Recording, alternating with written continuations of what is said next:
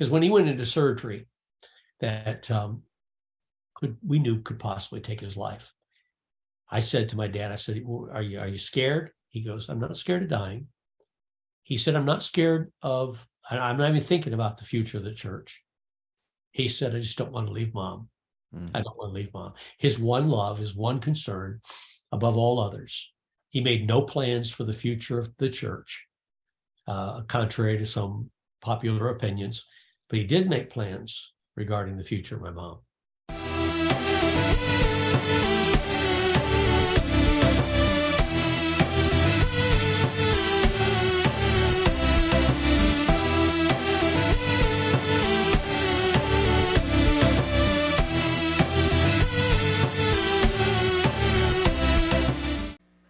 Brother Hyles first talked to me about pastoring this church when I was 26 years old. From 26 to 43, 17 years. I thought of it from every angle, from every direction, talked myself out of it every other day. Never tried to talk myself into it.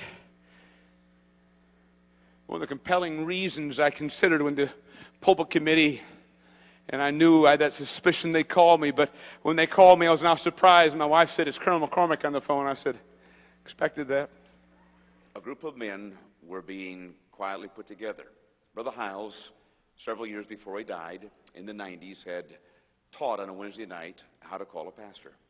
And he had made the tape, and then he preserved the tape. I want a copy of this tape. We're going to make copies of this tape. And I want to give one to Brother Ray Bordway as chairman of our deacons for him to file. I want to give one to each officer of the deacon board for them to keep on file. I want to give one to every male assistant here at the church, all the assistant pastors, for them to keep on file. I want to give one to the administrators at the college and one to the administrators in the other schools to keep on file.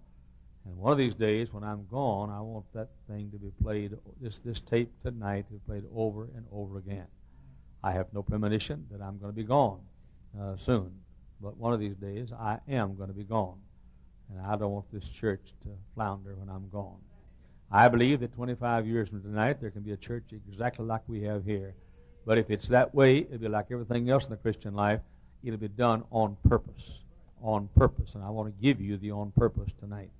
And I want there to be enough of these tapes out to where if something were to happen to me, I want there to be ample tape so they'll be spread across the church, and I want you to know what Brother Hyles said you ought to do. Now listen carefully, and I'm going to talk to you very seriously. I'm going to talk to you the next few minutes on how to call a pastor of all things. I'm going to give you detail after detail. And then he gave instructions that Dr. Johnny Colsten, his associate pastor and my associate pastor, should listen to that tape, and through step-by-step instructions, he should put together a pulpit committee as a composite group from the various ministries, our board of deacons, the college, the schools, etc. And these men should be selected by Brother Colsten, and that once they were selected, then they should be allowed to lead the church by a directive on choosing somebody, their choice, and bringing it to the church for a vote. And then, while we were still walking away from memory lane, just a couple days after that, these men convened, and they began deliberations, and almost immediately, they didn't meet many times. The story is remarkable. It has been told many times.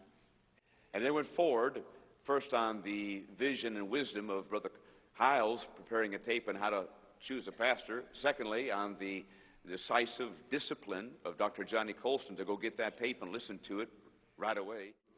And these men met together, and I recall that they met, I believe it was a Tuesday evening, I think it was, that you met. And they called me one Tuesday night at my house and told me they were meeting, and said they had come to a unanimous decision, and the private goings-on in that meeting is still secret, and it's their business, and don't ask them. They can tell anybody they want to and say what they want, but we've never asked them to divulge the process about how they came to my name. But the bottom line is they came to unanimous decision, and they asked me would I consider it. It was so emotional, and my wife and I were almost giddy, slap happy. We were too tired and too grief-stricken from having just buried our father-in-law, and pastor. We were too weary to think about the future. We were too worried that I would get the call, because Brother Hyles had made that abundantly clear what his intention was to my wife and me and to his staff. But he had not made it necessarily so clear to these men individually. And when they asked me, I said, well, my dad always told me to sleep on everything. I said, call you tomorrow morning, 7 o'clock, with my answer.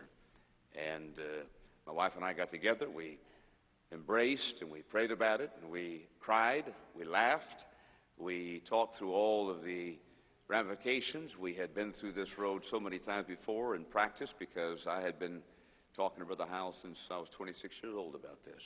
This man had to go to his office, pull out the tape, and listen to it and say, this church will go forward. You're here, I believe, because of this man right here. Speak a few words, Brother Johnny, please. Well, preacher, your father-in-law threw me a curve shortly before he passed away when he introduced you to the First Baptist Church crowd on an occasion when you may have prayed before the service. He said, here is my son-in-law, Jack Schaap, the future of Hyles Anderson College. And I thought, what? What?